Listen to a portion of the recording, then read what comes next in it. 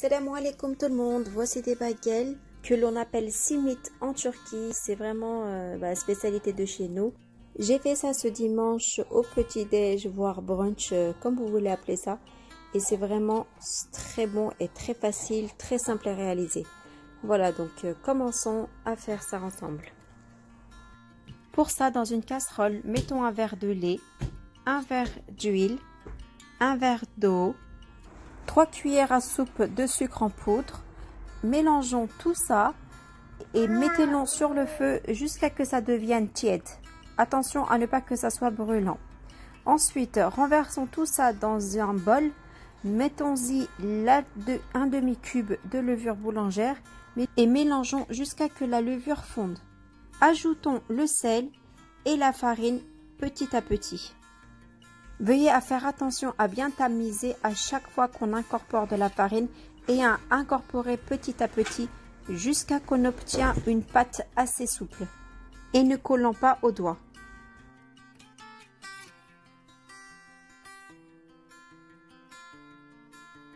Laissons reposer notre pâte au moins 1 heure à température ambiante. Pendant ce temps, faire griller nos sésames dans une poêle 5 à 10 minutes.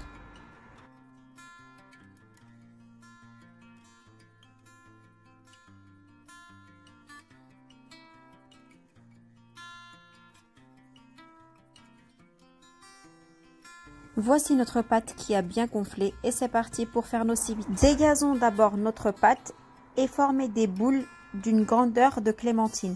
Si vous avez un pèse pour les ingrédients, vous pouvez faire 125 g comme moi. Chaque boule 125 g. Recouvrons notre pâte à l'aide d'un plastique pour éviter que ça sèche. D'un autre côté, préparons notre sauce. Pour ça, mettre 2 verres de mélasse de raisin et 3 verres d'eau. Prendre une de nos pâtes et former un long rouleau comme un serpent. Ensuite, le prendre au milieu et tourner sur lui-même. Ensuite, attacher les extrémités puis former un rond, comme dans la vidéo. Ensuite, plonger notre simit d'abord dans la sauce, ensuite dans le sésame. Attendre 10 à 15 minutes sur un plat avant de les enfourner à 200 degrés.